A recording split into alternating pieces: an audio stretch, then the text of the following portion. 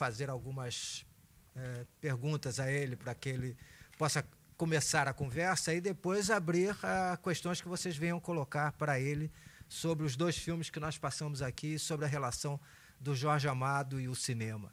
Nós acabamos de passar o Tenda dos Milagres, foi a primeira adaptação que o Nelson fez do Jorge Amado, e em seguida acabou de ser apresentado aqui o Jubiabá, que algumas vezes, em conversa, o Nelson até diz que é, de certo modo, uma refilmagem do que ele já tinha feito no Rio 40 Graus, que é um filme em que ele, trabalhando com o roteiro dele, no Rio de Janeiro, usou como referência vários personagens e formas de composição da literatura do Jorge Amado, entre eles, especialmente o Capitão de Areia e também um pouco o Jubiabá. E eu me lembro de conversas com o Nelson, várias referências que ele fez a uma espécie de supervisão ou conversa com roteiristas que escreviam histórias de cinema aqui no Rio de Janeiro e que iam consultar o Jorge para ver alguma coisa do diálogo, se estava bem ou não, alguma construção dramática, se estava bem ou não. Em particular, um roteirista que foi muito amigo do Nelson, que foi o Alinor Azevedo. Então, acho que a gente podia começar um pouco você lembrando como foi essa história de uma amizade com o Jorge, porque, mesmo antes de qualquer outra coisa, quando o Rio 40 Graus ficou pronto e ia ser exibido, o filme foi proibido pela censura, entre outras coisas, porque o chefe de polícia disse que no Rio de Janeiro nunca tinha feito 40 graus, né? E nesse período, um dos jornais do Rio, que era o Diário Carioca, começou uma campanha em defesa do filme, e um outro jornal publicou um longo texto do Jorge Amado chamando a atenção para a necessidade de libertar imediatamente o Rio 40 Graus, porque a censura a esse filme era uma ameaça à cultura brasileira como um todo. Quer dizer, foi quase que uma primeira relação direta entre o Jorge Amado e o cinema do Nelson. Quando o Nelson veio adaptar o Tenda dos Milagres, eles já eram conhecidos e amigos há muito tempo, né? E foi quase que uma relação natural, uma continuidade de uma relação natural. Então, a primeira coisa, Nelson, eu queria que você contasse um pouco do que você lembra dos primeiros tempos com o Jorge, aqui no Rio. Vou lembrar desses tempos com o Jorge, sem o Jorge, só a presença do Jorge no Rio de Janeiro.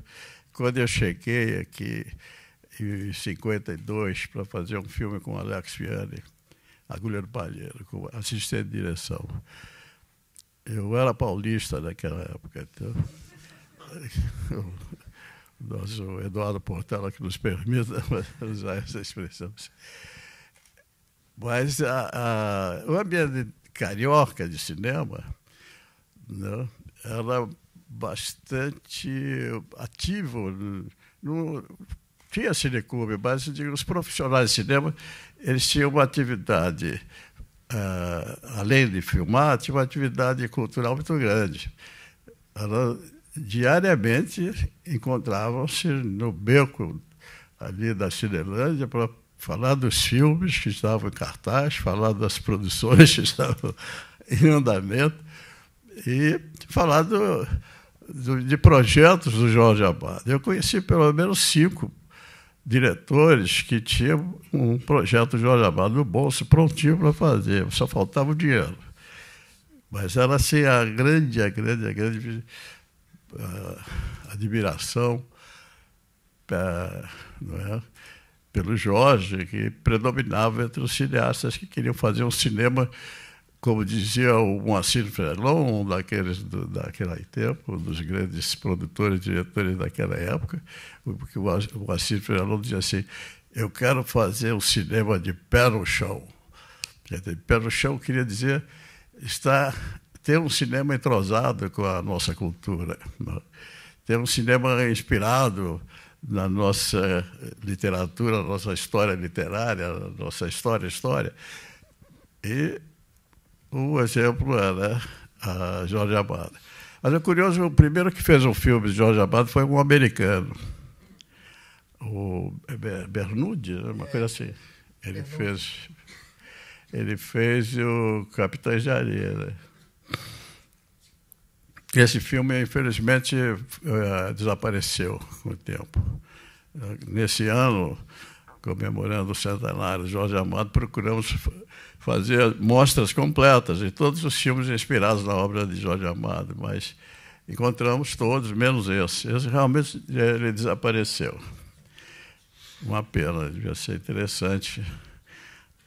Que como teria sido a interpretação de Jorge Amado pelo Bernucci, um americano abrasileirado. Ele trabalhou muito no cinema brasileiro, deu uma boa contribuição para o cinema brasileiro. Mas, da minha parte, eu tinha já o Jorge Amado na cabeça antes, né? No tempo do colégio, etc. Primeiro porque era proibido o livro de Jorge Amado. A gente encontrava proibido por razões políticas, né? Era um jovem estudante de curso clássico e tal, não podia ler o Jorge Amado porque ele falava de Partido Comunista, sempre. Os livros do Jorge, os primeiros, né? O happy end era o herói entrar para o Partido Comunista. Isso, mas tinha outra coisa mais proibida, que era a liberdade com que o Jorge trata dos seus livros, desde o começo, né? O amor e o sexo, especialmente entre os jovens, né? Adolescentes, histórias lindas, né? Do Jubiabá, da relação de amor, e do Capitães da Areia também. Então, realmente, eram livros muito... assim, os preferidos, né? Pelo menos a minha patota lá do Colégio do Estado. Tá? Éramos doutores em Jorge Amado. O Machado de Assis ficava por perto, mas então, nada como o Jorge Amado. Agora, então, pensando em fazer um cinema, naquele tempo predominava a ideia de tentar um cinema brasileiro. Quer dizer, não fazer filme brasileiro com adaptações de histórias que se passavam em países nórdicos. Houve muito filme assim, não é brincadeira, não. E também o cinema brasileiro estava mais ou menos subordinado a uma expressão visual onde não cabia o negro. Podia ter um Grande Otelo fazendo palhaçada, assim, um personagem inferior. Predominava esse tipo de cinema, né? Que onde havia a discriminação mesmo. Né? E mesmo o ator moreno, assim, procurava oxigenar o cabelo e botar uma lente de contato mais clarinha, tal, de preferência azul. Assim. Mas, nesse meio, nós tivemos 2 filmes fantásticos. 2 filmes escritos por Alinor Azevedo, que era outro fã, amigo, companheiro de Jorge Amado. Né? Que era Somos Todos Irmãos. E o primeiro foi o... Eu estou lembrando... É? Não, o Tudo Azul é mais tarde. Ele fez 2 filmes, foi os dois primeiros filmes da Atlântida. O Somos Todos Irmãos é uma história, é uma família rica, aquela velha história. Né? Eu tenho os 2 meninos pobres, um deles é o Grande Otelo, e o outro, aquele grande ator negro, que desapareceu aqui. O Grande Otelo vai ser malandro, jogador de futebol, qualquer coisa assim, enquanto que o outro segue um caminho de estudos, etc. Chega a ser estudante de Direito e chega a ganhar o grau de bacharel em Direito, etc. E aí, de repente, mas eles conviveram desde pequenininhos com a filha da casa. eles eram muito queridos pelo pai, né, pelo pai da família, mas acontece que esse que ficou advogado, né, tem o grau de direito, pede a menina em casamento. O pai bota ele para fora. É um absurdo. Tá? Então, essa história do Burle, José Carlos Burle, a direção do José Carlos Burle é a história do Alinor Azevedo. Essa história do Alinor, por sinal, é bem parecida com a do Jubiabá. É parecida, exatamente. Tem toda a comparação com o Jorge Amado. É isso.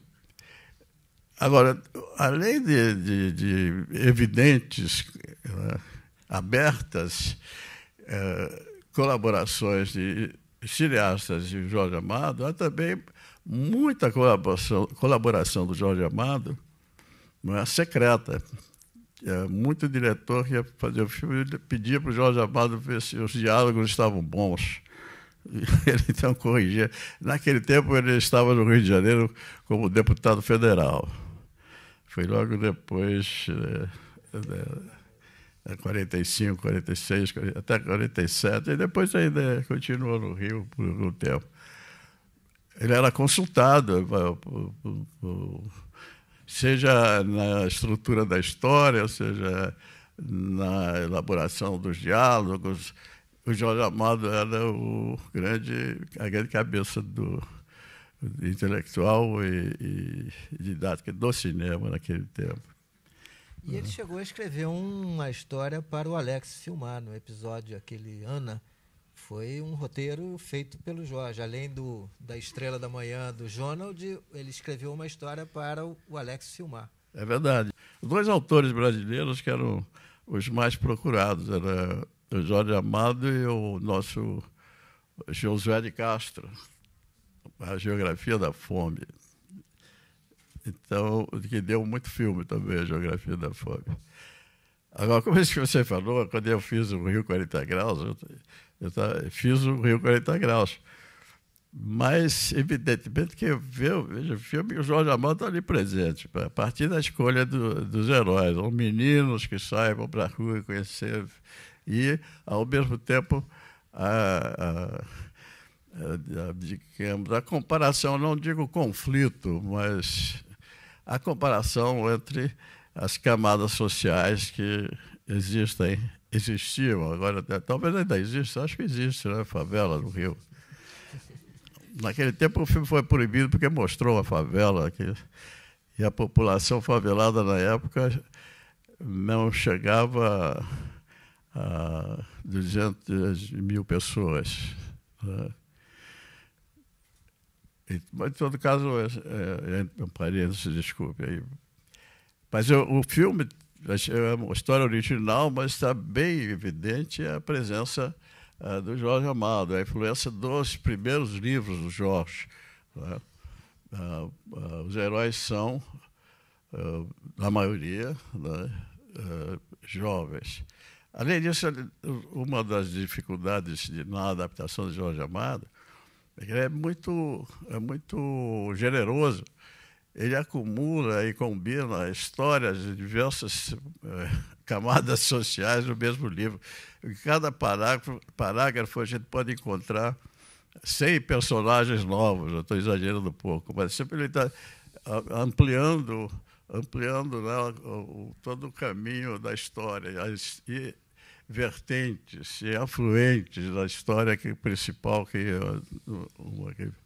e dá vontade de contar tudo. Nesse caso, precisa fazer um filme de 10 horas. Tentar uma adaptação sintetizando também pode empobrecer. De repente, fica mais uma história assim de amor. Eu tive a experiência no Tenda, primeiro, de tentar contar tudo que está no livro. Tentar abordar, não é contar, mas abordar, né, todas as fases da história do Pedro Arcanjo. E, como existe no livro uma construção cinematográfica, de presente, passado, mudanças espaciais, né, que o cinema permite, né, eu pude fazer isso no filme, usando um artifício. O Tenda dos Milagres, na realidade, é um espetáculo de televisão. Em que sentido é espetáculo de televisão? Ele começa quando alguém liga a televisão. Quando ele chega em casa, a gente liga. Aí começa o espetáculo. Pode começar com uma publicidade, pode começar com um discurso, pode começar com um filme, pode começar com um anúncio, qualquer coisa assim, e vir uma opção e vai uma sucessão, né, de espaços, personagens, de coisas diferentes, então, até desligar o botão. Então, a construção do filme, o roteiro do filme, seguiu esse princípio. E quem desliga no filme a televisão e desliga o filme é a personagem da jovem socióloga inteligente, a professora, que sacou toda aquela realidade, conhece tudo e está, evidentemente, bastante decepcionada. Então, ela que desliga, ela faz aquela carinha assim, desliga, e aí tem um momento, no final do filme, que é um documentário do dia tradicional da Bahia, o dia do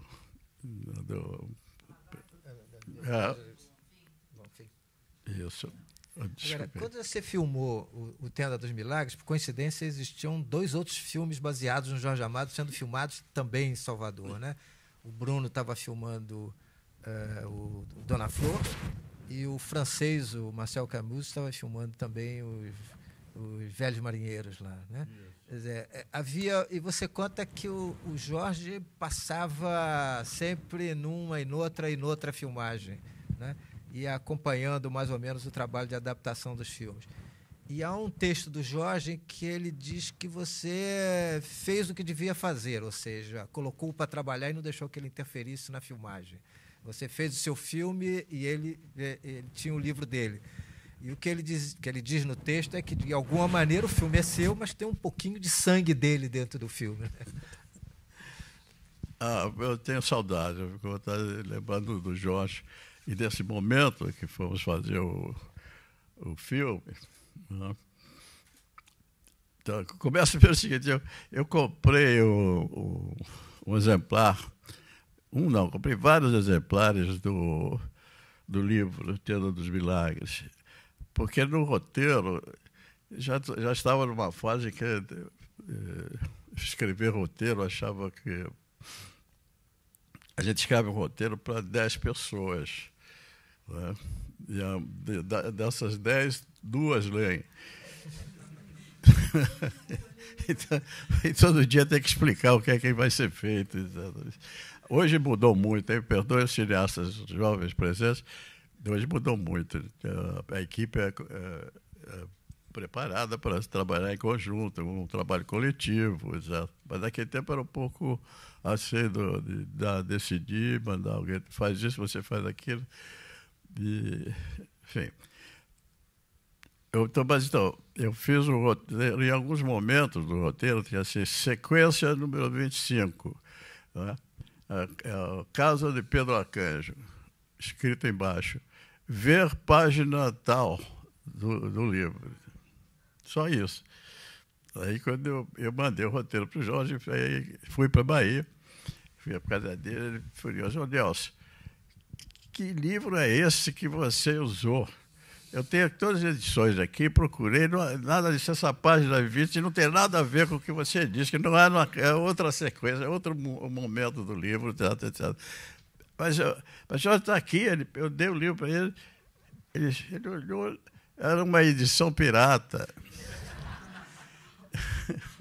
Aí descobriu há muito tempo que um editor aí clandestino estava produzindo Jorge Amado e botando nas bancas os livros do Jorge Amado.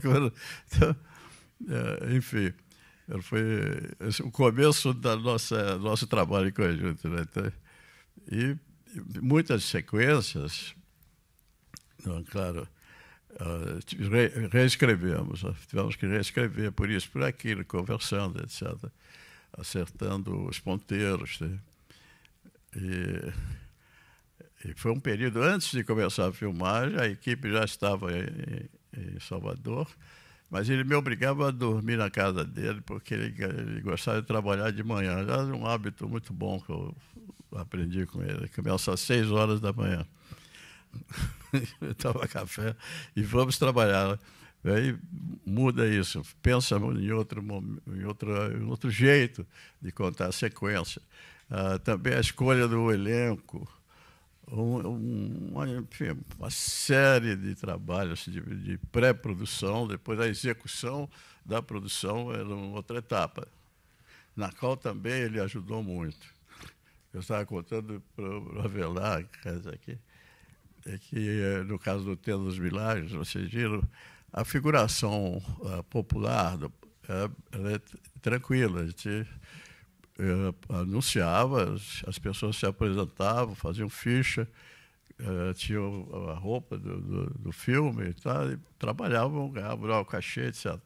Agora, quando chegou a hora de fazer a reunião dos professores da escola de medicina, não tinha figuração que fisicamente, né, e socialmente pudesse fazer os personagens da escola de medicina. Então, Jorge Amado foi recrutar entre os amigos, né, todos da sociedade baiana. Ele criou como se fosse uma obrigação de participar do filme. E eu tive a melhor figuração de professores, doutores, né, catedráticos da escola de medicina lá, de verdade, e pelo menos uns 10 verdadeiros. Né? Não estavam interpretando, não, eles estavam lá de professores mesmo. Também um baile de formatura com uma bela figuração, também a produção de Jorge Amado, junto aos seus amigos, à sociedade baiana, que sempre o respeitou, sempre o admirou. Então, ele realmente tinha essa disposição maravilhosa para fazer as coisas além do que seria esperado dele, do que ele tinha obrigação de fazer. Ele escreve o romance e ainda ele faz o filme, vai procurar a figuração para o filme. Agora, você estava conversando aqui na entrada uma história a respeito do Jubiabá, que tem uma frase que não está no livro, que é exatamente a do Grande Otelo para o Jubiabá num certo momento. Como é que foi essa história? Da adaptação do Jubiabá, que, aliás, o Tenda dos Milagres, apesar de muitas discussões entre eu e Jorge, eu propondo uma outra coisa, muitas vezes eu propunha o que eu não entendia, e depois ele me explicava, eu passava a ficar do lado dele, etc. No Jubiabá, ele me disse, eu não quero conversa com você, você faz o filme e depois eu quero ver o filme pronto. Você faz o que você quiser fazer. E eu pensei no personagem do Grande Otelo, o Jubiabá, o pai de santo e tal. Eu criei um pai de santo que não está no livro. Ele é pai de santo porque ele é sábio. Ele está sempre com livros ao lado. Ele tem um comportamento. Ele é um pai, vai cuidar dos seus filhos. Ele procura soluções, tudo, mas ao mesmo tempo ele está distante. Ele está preocupado com um outro universo, está metido umas divagações, ou em uma filosofia muito própria. Não é? Então, o menino, o Baldo, por 3 vezes, numa situação de desespero que é criada pela relação dele com a Linda Inalva. Ele, tão desesperado, ele se encontra que ele corre, sobe a favela para ir chegar lá e pedir a bênção e a ajuda do Pai de Santo, do Jubiabá. A primeira vez, a segunda vez. Mas na terceira vez, ele já é um homem grande e tal. O Jubiabá para um pouco e diz assim, Ô, Baldo, vem cá, não está na hora de você começar a trabalhar? Porque aí a história muda. É quando ele vai ser operário, ele vai ser carregador no cais, aí ele faz uma carreira de trabalhador até ser líder lá do sindicato, etc, etc. Então a história é assim. Mas essa frase, na realidade, essa aí eu lembrei que foi meu pai que disse para mim. Então, aquele meu pai, eu via negócio de fazer cinema, e eu formado em Direito, ele não entendia por que tinham condições, dentro da própria família, de ter um emprego numa banca de advocacia, ou pelo menos fazer um concurso para promotor público, qualquer coisa. Mas eu estava metido numa coisa esquisita de fazer cinema, então, sempre com alguma dificuldade econômica e financeira. E ele, meu pai, me dizia assim: Nelson, quando é que você vai começar? Aí eu usei essa frase familiar para no Jubiabá. Qualquer momento que vocês queiram fazer alguma observação ou pergunta ao Nelson, por favor, vamos começar a interferir. Eu queria que você lembrasse um pouco como é que foi a construção do personagem do Jubiabá com o Grande Otelo e como foi o trabalho com os atores brasileiros e franceses nesse filme. Porque o filme surgiu a partir de uma proposta de coprodução depois do sucesso de Memórias do Cárcere, que circulou pela Europa, né? Ela, na realidade, foi uma produção francesa, da Sociedade Francesa de Produção. Nós entramos apenas por exigência legal ter uma empresa brasileira que assumisse a produção no Brasil, mas a produção toda foi francesa. As condições, digamos, entre as condições da produção, havia uma da presença de técnicos franceses na equipe, não é? E lá se encontravam. Evidentemente, o chefe da produção encontrar uma intérprete, ao mesmo tempo script girl, fazendo anotações, uma co-diretora, no fundo. Havia produção que enfim, pagava as contas, mas importante. E também no elenco alguns personagens. Então, a menina francesa, tem um outro que é o pai da família e tal. Mas eles tinham que falar francês. Mesmo filmando no Brasil, eles falavam o diálogo deles em francês para ter o sentimento. Tá? E os atores brasileiros, que na realidade era muito... Havia poucas cenas que contracenavam franceses com brasileiros. Muito poucas. Então, quando eram só os franceses, tudo bem, falavam francês. E na França, os brasileiros foram dublados em francês. No Brasil foi o contrário, dublamos os franceses. Mas também eu procurei escolher os atores franceses para os papéis da família, da classe média para cima. Porque é tudo diferente, né, da pele.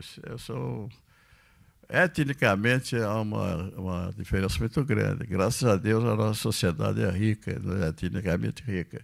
Então é possível definir isso aquela figura da família, assim, a pele fina, sabe que são daquela condição social superior aos outros, né? A presença do negro é mais forte. Essa foi a solução que eu encontrei. Né?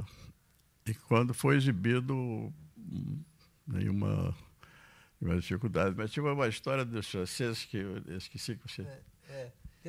como é que foi dirigir? Porque o Baldo, por exemplo, não era um ator. Você escolheu alguém que tivesse uma presença física capaz de contribuir com o personagem. ao mesmo tempo você tinha o Grande Otelo, que era um ator com quem se poderia trabalhar, e os franceses, que têm uma outra escola de interpretação, né? Como é que foi trabalhar com essa diferença de atores brasileiros profissionais, não profissionais, e os franceses, que estavam descobrindo a Bahia, pelo menos, né? Bom, a primeira fase, evidentemente, é muito uma conversa, que deu o roteiro, com o personagem, qual é a ideia do ator em relação, é um acerto, né? Mas assim, qual é a chave que ele vai usar para o personagem, o que ele pode fazer, etc. Na realidade, eu procuro dar sempre a maior liberdade para o ator, que aqui entre nós é o trabalho mais difícil que existe, né? No cinema ou no teatro. O ator, ele fica lá sozinho e tem 200 pessoas olhando para ver se ele vai fazer direito, um olhando se ele está com a roupa certa, outro o diálogo e tudo. E ele tem que fazer de conta que não existe ninguém, só tem um outro personagem do lado. Então, para mim, eu vejo o ator sempre como um semideus. Não é brincadeira, não. Todo respeito é pouco. O ator ficar concentrado, pensar no seu personagem tudo, e fazer. Então, todas as ideias do ator, eu aceito. É uma maneira, depois de conversar, de ir. E, em último caso, a gente tem o poder autoritário da edição, né? É possível cortar depois. Mas o ideal é deixar, porque assim, sendo um trabalho que tenha saído da iniciativa do ator, ele que criou, que pensou, não sou nenhum Big Brother dizendo você vai ser assim, assado, assado, assado. Não, você é você. Só que seu nome é diferente, né? Você vai fazer tal coisa. Assuma a sua coisa, faz de conta, vamos brincar de criança, vamos fazer de conta que isso, por aí. Agora, os atores franceses, evidentemente, têm uma outra formação, são de uma grande escola de atores, todos eles, né?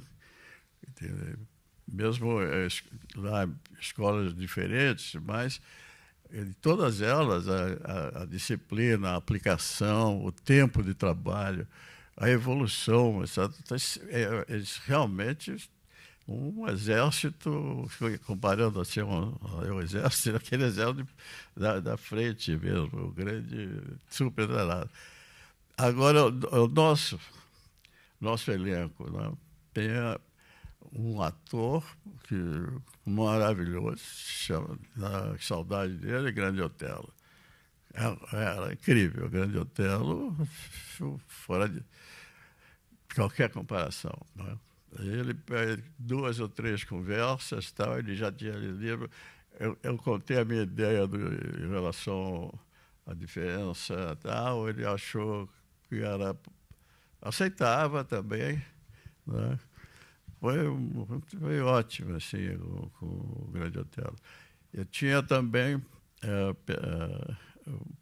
uma atriz que vinha de outra escola, completamente diferente da televisão, a Beth Faria, né?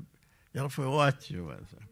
E ela era tão colaboradora de tudo, ela queria ajudar a fazer a roupa da figuração, que está errada, ela tomar conta. Ela é uma grande assim, associada à criação do filme, à marca do filme.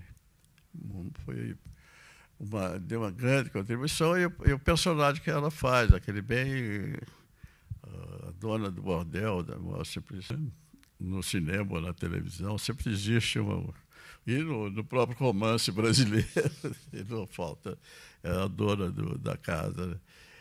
O outro, bom, os meninos, todos amadores, quer dizer, naquele momento. Depois alguns se profissionalizaram, mas todos eles nunca tinham feito teatro, cinema, nada. Eles foram escolhidos pela figura, tá? Pela formação, pelas conversas, enfim. E se dedicaram ao filme, aprenderam. E tive como assim, um grande colaborador no caso, né? Evidentemente, o Grande Otelo é o padrinho. O Otelo dá aqueles conselhos para quem está começando, e conselhos que é para o resto da vida, né? Ele ajudou muito. Mas tem um outro ator, que o... Francês? Não, esse francês. O menino, a colega que acompanha o Jubiabá, era de televisão, fez 1000 filmes na televisão, 1000 novelas. Isso. Olha o branco. Vou lembrar daqui a pouco. Também ele ajudava muito os atores não profissionais, né? Ajudava a figuração, etc. Enfim, o elenco brasileiro era bastante variado. Ia do estreante, né? O próprio Baldo adulto, Charles Baiano, era um estreante. Charles Baiano, o ator, o Charles Baiano. O menino que faz o jovem, né? O Baldo jovem também. Então, era um elenco que vai do começo a um gênio grande, que tem 500 anos de escola, que é o Grande Otelo. A gente acabou de assistir, né, o Jubiabá. Minha pergunta é a seguinte: você acha que foi uma boa ideia, uma boa solução usar atores amadores para fazer papel principal? Você pensou depois, não pensou? Enfim, uma questão de espectador, entendeu? Que estava vendo e reparou isso, né? Sentiu isso ao assistir o filme. Bom, porque sempre que é possível, né? E para começar, a conversa é o seguinte: desde o meu primeiro filme, eu não tinha atores profissionais suficientes para cobrir o meu elenco. Então, o Rio 40 Graus. Então, eu tinha um grande número de atores lá que nunca tinham feito, começando direto no filme. Depois de pronto o filme, muitos deles tinham uma verdade tão grande que superaram alguns profissionais que já tinham feito muitos filmes, mas citaram na cara que estavam fazendo aplicando uma chave de interpretação. Que o bom entendedor dá para ver. Então, eu baseado nessa experiência, eu não tenho muita... Quer dizer, tenho confiança em utilizar um ator não profissional. Mas também porque, repetindo, não havia um número suficiente de atores profissionais para cobrir esses personagens. Principalmente sendo... Tem um personagem negro, pequeno, pobre. Isso no cinema brasileiro da época, na chanchada, não existia pobre, não existia negro, entendeu? Era tudo muito bonitinho, tudo certinho e tal. Então, eu quero fazer um filme que apareça, que exige personagens dessa categoria, eu tenho que inventar os atores, né? Essa é uma experiência bem antiga. Sei lá, eu vou fazendo outro filme o que tem de ator, primeira viagem, é o Memórias do Cárcere. Né? Mas no Memórias eu tive também outra colaboração muito grande do Carlos Veneza. Ele, com a experiência dele de ator também, ele sabia. Tinha dois co-diretores para atores no Memórias. O Veneza e o João Soares, dois veteranos muito generosos, né? Para o colega que está começando, dar algumas dicas que só um colega meu pode dar, o ator que pode dar para o outro. O diretor só dá ordens. Agora você anda, agora você para, agora senta. Muitas outras Nelson, até você lembrando o Jofre Soares, o Jofre não era um ator até começar a trabalhar no Vidas Secas. Ele não era profissional. Não era profissional. Mas ele era ator. Não era ator. Como assim, a Vitória também. Também, a Maria Ribeiro não era uma atriz profissional até fazer o Vidas Secas. Entende? Eu acho que é só para reforçar essa ideia de que na literatura do Jorge, como em alguns outros personagens do cinema brasileiro de modo geral, de quando você tem um personagem não codificado pela dramaturgia comum, pela dramaturgia mais comumente produzida e veiculada. Então, isso cria... A gente está falando num caso brasileiro, mas isso acontece também em cinematografias de outros países, cria a necessidade de buscar alguém que possa ter algo capaz de dar o que é essencial na vida daquele personagem, ainda que não tenha um método de interpretação. Porque a chave de interpretação, a maneira de você resolver dramaticamente do ponto de vista de uma construção cênica num palco ou diante de uma câmera, não revela necessariamente a verdade daquele personagem. Entende? Eu acho que na tradição brasileira, essa coisa que o Nelson está lembrando da literatura do Jorge, ele insere alguns personagens que não faziam parte da nossa dramaturgia. Entende? O que leva, na hora de representar, você tentar buscar alguém que possa dar vida àquele personagem sem os cacoetes de interpretação que já existiam. Entende? Eu só me permitia atropelar aqui essa coisa porque eu, como espectador, a minha sensação do Jubiabá, desde a primeira vez que eu vi o filme, era de que era um filme que apresentava uma série de personagens novos, entende? Um está resolvido aqui, o outro está menos resolvido acolá, um aqui, mas tinha uma coisa que era instigante no filme para mim, que era assim, esses tipos eu não conhecia, entende? Não é como você entrar num filme industrial em que você sabe na primeira cena quem é o bandido, quem é o mocinho, quem é um amigo do bandido, quem é um amigo do mocinho, porque são personagens já codificados, entende? E ali eu não sabia exatamente o que ia acontecer com aqueles personagens, entende? E mesmo das primeiras vezes em que aparece o pai Jubiabá, interpretado pelo Grande Otelo, que era um ator que eu já conhecia e admirava, era meio, não era possível prever qual era o caminho que ele ia seguir, entende? Então, eu acho que o que você sentiu é mesmo uma coisa tipo, estão representando numa chave diferente da chave correta de interpretação, pelo menos correta, digamos, de que a gente conhece, entende? E esse é um conflito muito presente em vários filmes brasileiros, entende? Eu lembrei aqui quando ele falou do Jofre, que ninguém conhecia o Jofre quando ele apareceu em Vidas Secas, entende? Maria Ribeiro não tinha aparecido em filme antes, entende? E, no entanto, quando você vê o Vidas Secas, não vou saltar do Jorge para o Graciliano, mas quando você vê o Vidas Secas e vê a Maria Ribeiro interpretando aquele personagem, parece que ela era uma atriz super experimentada, porque conseguiu dar algo da vivência dela para aquele personagem, entende? Eu acho que isso daí, quer dizer, é uma característica do Nelson, né, em toda a filmografia dele, né, e o próprio neorrealismo italiano também utilizou esse tipo de metodologia, né, digamos, de utilização de atores não atores, né? Os filmes todos, os primeiros filmes do neorrealismo são todos com não atores, né? E eu acho que na filmografia do Nelson inteira, ele falou de Rio 40 Graus, né? Essa mistura de não atores com atores que vinham do teatro. Vidas Secas, isso daí que você falou, a Maria Ribeiro era cortadora de negativo da líder, hoje Labocine, né? O Jofre era ator de teatro amador, o guarda, lá, aquele policial terrível, tal, também era de teatro amador, entendeu? As crianças fantásticas, né? Sem falar da baleia, né? Então, eu acho que isso daí... Até o Jardim Macalé, que não era ator, faz o Jorge Amado lá, né? O Tenda dos Milagres.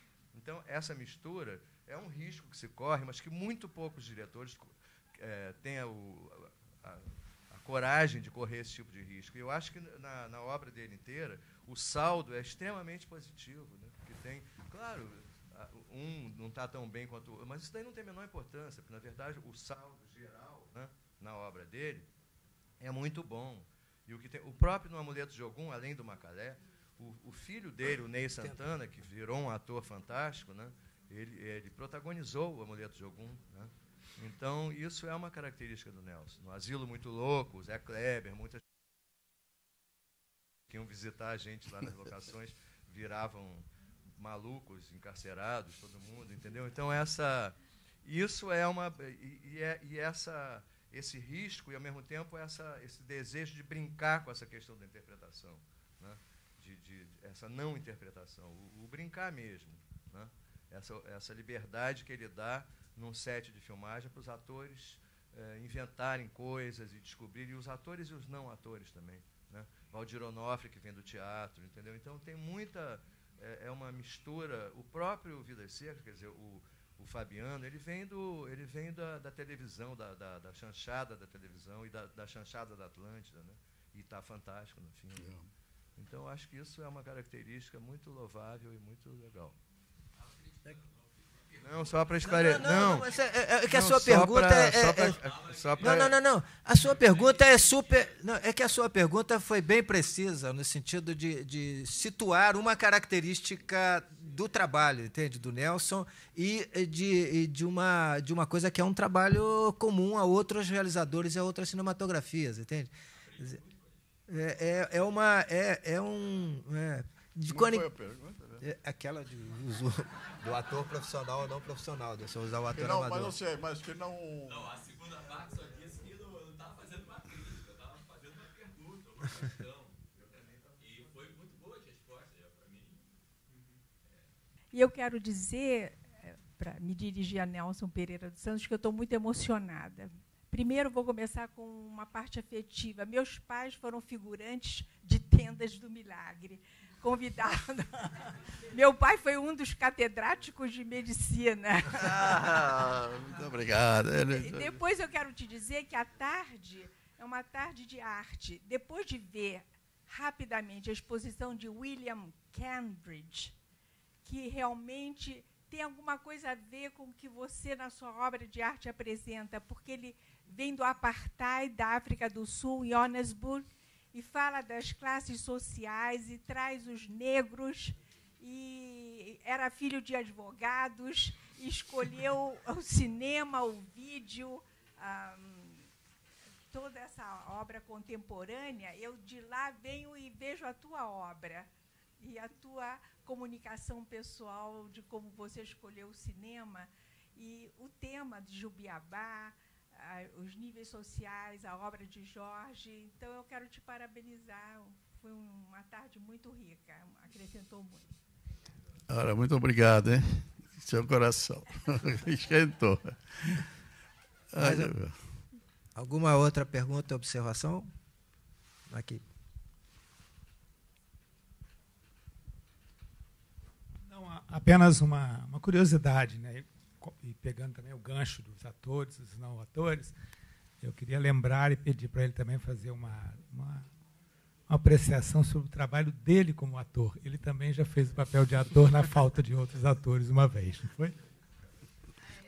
Mandacaru Vermelho. Mandacaru Vermelho. Ninguém viu esse filme.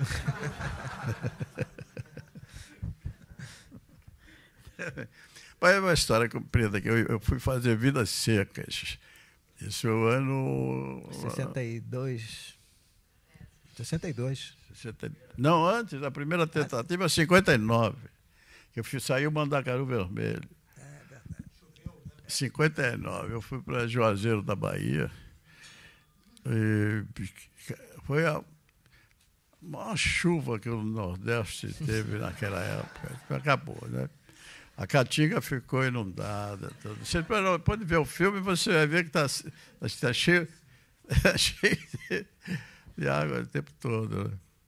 E eu estava com a equipe, negativo, Câmara, tinha a hospedagem do governo da Bahia, podia ficar lá 1 mês ou 2. Eu falei, não posso, tem que inventar um filme. Aí eu inventei essa história do Mandacaru Vermelho.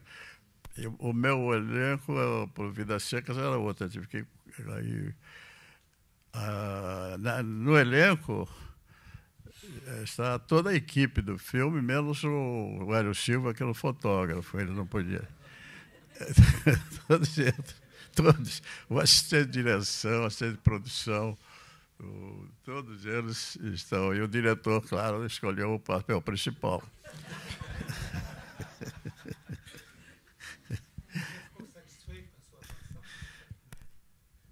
Olha, eu achei que eu cumpri a tarefa. Mas o que aconteceu depois? Sim, a voz não é minha.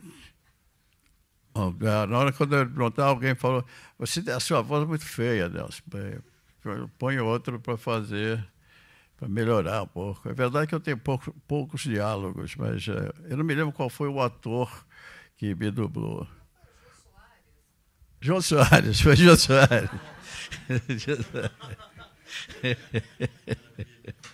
Eu falei isso para o João, ele não lembrou. Eu esqueci isso, não me lembro. Foi para salvar a pátria, né? Afinal, o filme ficou pronto, foi lançado, mas uma maneira de sair lá do aperto. Daí eu fiz o Boca de Ouro, e quando terminei o Boca de Ouro, o saudoso Herbert Richards, que Deus o tenha lá num bom lugar, ele falou, agora você vai fazer um filme para mim. Eu disse, qual é o filme que você quer fazer? Vidas Secas. Então vai embora. Então, arrumou logo uma equipe, caminhão. Quais são os atores? Para começar. Eu voltei para o Nordeste fazer Vidas Secas.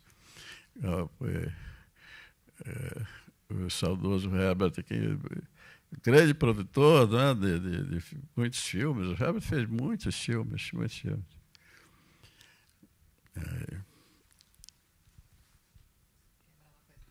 Aproveitando essa coisa de interpretação de atores, conta um pouco o processo do Vereza e do Jofre Soares no Memórias do Cárcere.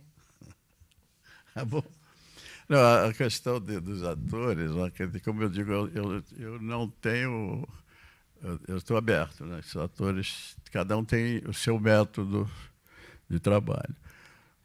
No Memórias do Cárcere, eu tenho dois exemplos clássicos. Eu sempre conto o comportamento desses dois atores toda vez que eu tenho oportunidade de fazer. É o seguinte, o Vereza é um ator, eu chamo assim, científico. Lembra daquele filme? Científico.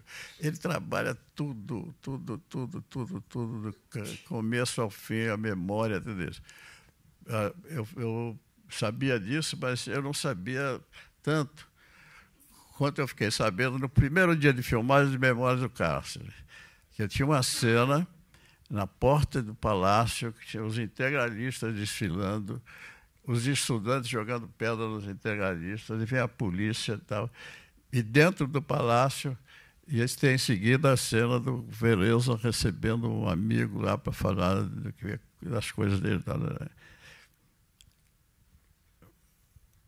O que acontece?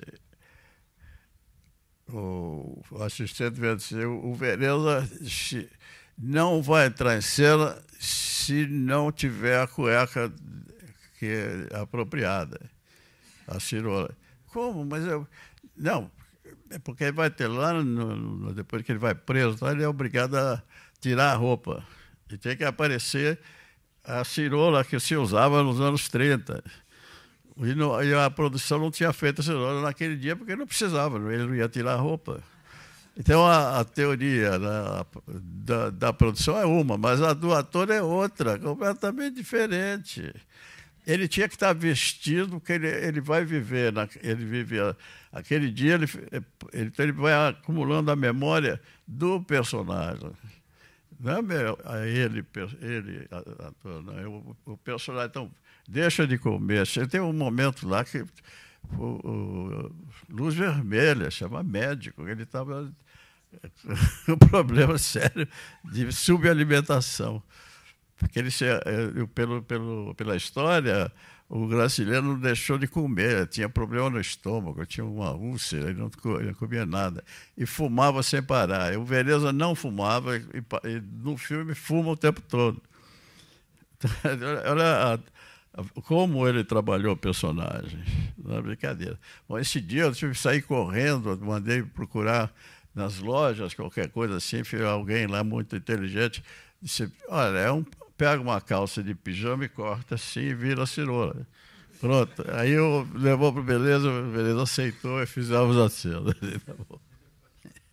E muitas vezes, em outras cenas, também esse trabalho rigoroso, não é brincadeira, não.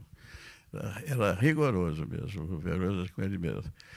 Aí entra Jofre Soares no cenário. Aí o Jofre, ô pessoal, tudo bem, então, põe a roupa dele, tempo ali, era um pijama. Ele botou o pijama, sentou no chão, começou a conversar com os amigos, fazendo risada, piada para cá, piada para lá, tá. Aí, de repente, Jofre, está na hora de filmar. Vamos lá, vai entrar em cena. Pum, entra, assume o personagem, faz aquilo, toda a precisão, né, o sentimento, a expressão, tudo, o relacionamento com o outro personagem. Aí corta. Tem uma cena do Jofre no Amuleto, né? Amuleto, que ele baixa o santo neles. E baixa o santo, ele vem gritando. Eu fiz a câmera, aí vem assim o Jofre vem gritando, aquela coisa, daqueles berros, e tinha marcado uma cena com os outros atores, que iam chegar perto dele. Alguns ficaram com medo do Jofre. Ele tocar no Jofre. Ele fez. Aí e começava a sair uma saliva, assim, uma espuma, então, assim, uma saliva feia, ele com os olhos vidrados, aquela coisa. Aí falou, corta! Todo mundo correu perto do Jofre. Estava bom, chefe? Eu queria matar o Jofre, porque eu entrei, né? Eu achei que eu falei, poxa, eu botei o Jofre num esquema aí espiritual. Era ele, sabe? Aí, então vai fazer tudo de novo. Tá? E aí fez de novo, mas não tinha a menor graça. É o primeiro que deu aquela sensação, que tem aquela. Realmente é a originalidade, né? A frescura do que está acontecendo, né? Eu me lembro que você me disse que nessa cena ele pegou um pedaço de sabão e comeu o sabão para fazer as bodas de ficar espuma, né? Depois ele contou. Teu filme Poema sobre o Tom Jobim, como é que foi trabalhar com músicos? E também queria indagar de vocês o que vocês consideram na cena contemporânea importante para a formação do ator.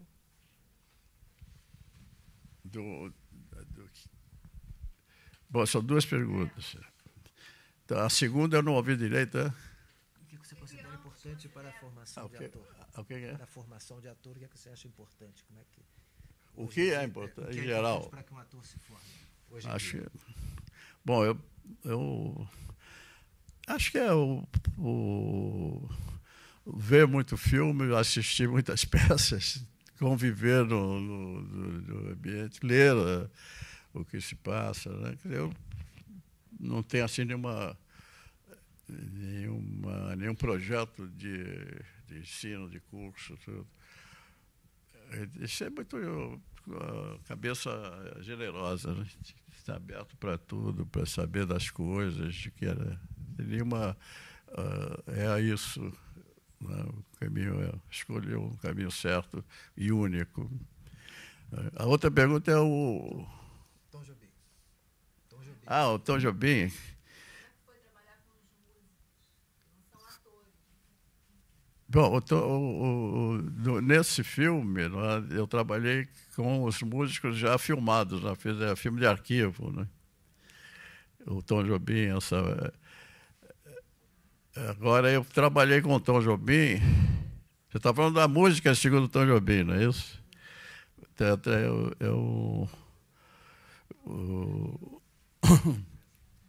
A memória do Tom, lá no que ficou documentado em cinema, televisão.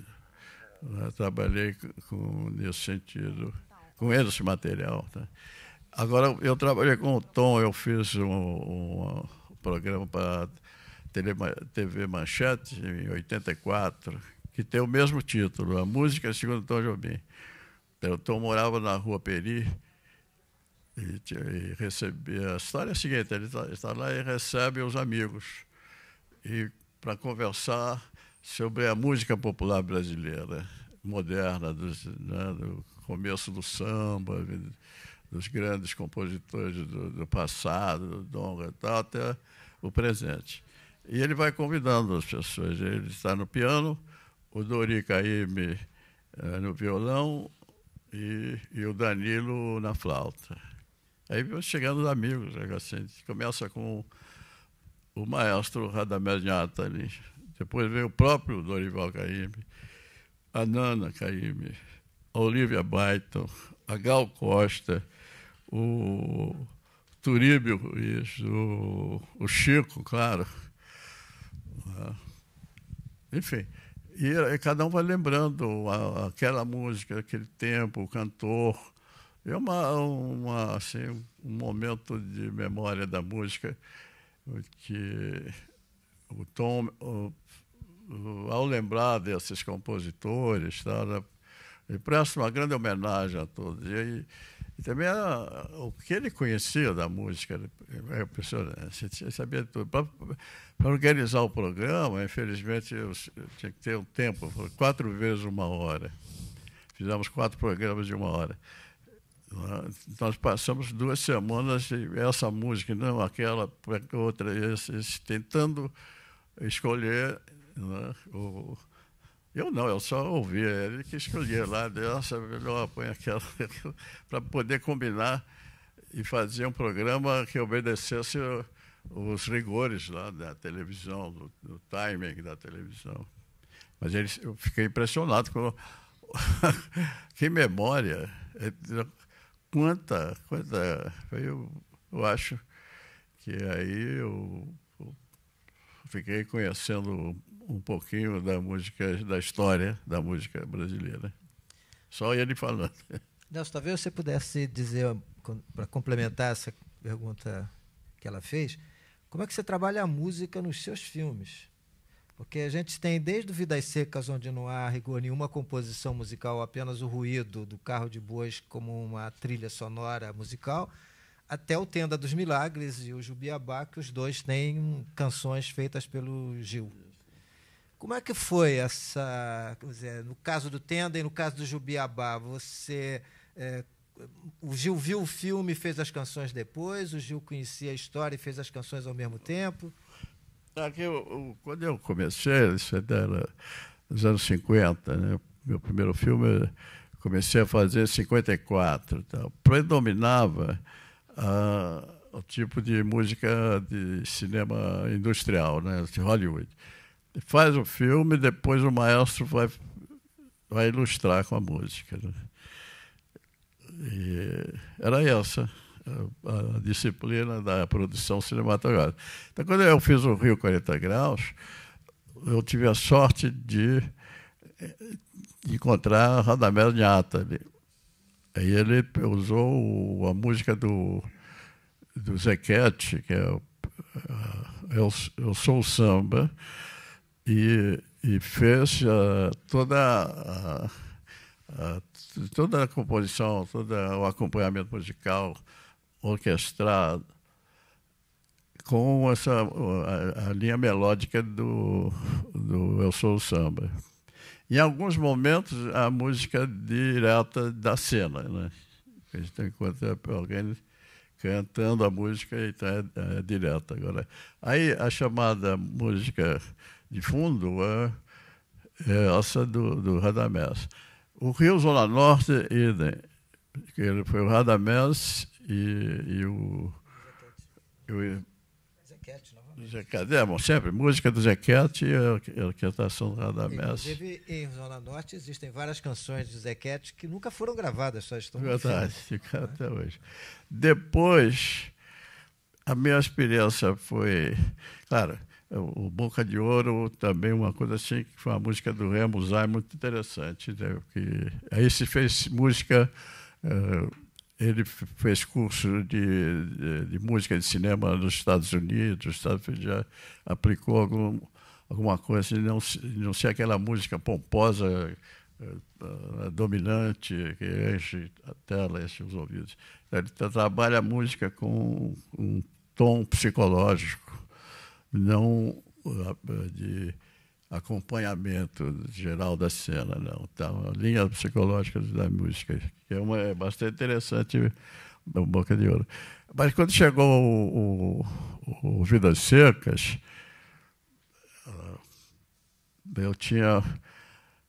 já tinha inventado aquele aparelhinho chamado Nagra, né? Que você pode gravar o som desse tamanho assim, grava o som, não sei onde. Então, eu levei o Nagra para o sertão e gravei o ruído do vento na caatinga, assim, o que tem de ambiente sonoro, com os bichos, principalmente o gado, a passagem de um cavalo, de um automóvel longe, não sei o que, cavalos e bois, etc. E uma coisa que me chama a atenção era o ruído do carro de boi. Você sabe que o carro de boi eles têm um equipamento que é uma lâmina que fica passando nos raios das rodas do carro de boi. Conforme a velocidade, ele vai dando um som, vai produzindo um som contínuo que parece se assemelha ao som de um instrumento de corda. É engraçado. Então, o gravador, o nosso querido... lembrava o nome dele. Ele gravou de cima do carro de boi, gravou de longe, gravou atrás da árvore, gravou de embaixo, gravou, tem uma variedade de gravações do som do carro de bois, ficar com aquilo na cabeça. Bom, eu fiz o filme, editei e tal, e a música. Eu me lembro que o Herbert falou, Nelson, você já resolveu a música, precisamos organizar a gravação, tudo isso e tal. E era a ideia tradicional de gravar, contratar uma orquestra, contratar um compositor, fazer a trilha sonora e gravar. Mas na minha cabeça não entrava isso, aquela imagem do sertão, da caatinga, eu não entrava um som de orquestra, então um violino, uma coisa assim, um conjunto, né? Daí eu pensei, e falei, é o carro de bois. Aí fizemos uma experiência que foi aprovadíssima. Então, a equipe ficou feliz, que realmente acabou. A partir daí, eu pensei, essa relação de ter uma música do lado de fora, de ser composta para compor o filme, é possível em alguns casos, mas de preferência que a música seja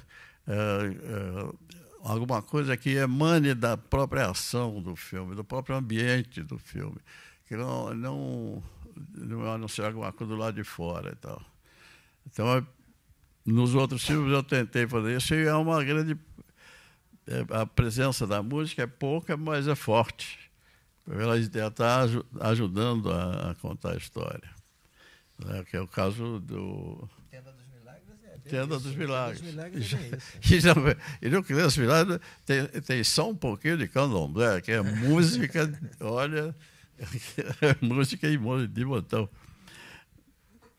Mas, enfim, só para ouvi-lo um pouco falar sobre isso, uma vez que tem essa questão dos atores franceses que foram dublados por brasileiros, e em outros casos também no cinema nacional você tem exemplos, números de atores que tiveram outros fazendo a sua dublagem, e o quanto que isso interfere na realidade. Hoje, o senhor olhando isso em retrospectiva, como diretor, como é que o senhor pensa isso? Eu sempre preferi o som direto, evitei a dublagem. Né? Tem um caso, por exemplo, o filme do... puxa vida, que é totalmente som direto. Todos eles, Tenda dos Milagres, né? O Amuleto de Ogum, é som direto, algumas dublagens, Estrada da Vida também. Estrada da Vida, esse é o som direto 100%, não tem nada dublado, né? Eu me lembro que a gente fez um som direto dentro da estação de trem lá em São Paulo, da rodoviária em São Paulo. O Juarez, que era o técnico de som, conseguiu colocar o microfone de uma forma com uma proteção sonora, assim, uma parede aqui. E a gente sente o barulho da estação lá no fundo, mas a voz do personagem está bem clara em primeiro plano, está sendo entendida. Nós fizemos, nesse filme do Estrada da Vida, nós fizemos um som direto, os dois cantadores num carro, numa carroça, era na carroceria de um caminhão. Era um som direto, os dois cantando. Depois de um diálogo, os dois começam a cantar direto, toda assim, uma experiência bastante... naquele tempo, era uma novidade tentar fazer, porque a música, em geral, ela é dublada, porque eles chamam playback, para facilitar cortes. Você grava a música totalmente, e na hora de filmar, daí vai fazer a imagem. Marca um pedaço da música e os atores fingem que estão cantando. Fazem o playback. Dá para tapear em alguns casos, assim, também. Tem muita coisa que o público não já está tão habituado a ver que recebe tranquilamente, sem nenhuma rejeição. Mas, na medida que o cinema evolui tecnologicamente, as pessoas também vão educando o visual, sabendo que aquilo não está legal, é melhor mudar. Queria agradecer ao Nelson, agradecer a vocês aqui e convidar para ver o filme que nós vamos exibir em seguida, que é o Jorge Amado, do João Moreira Salles. Obrigado a todos.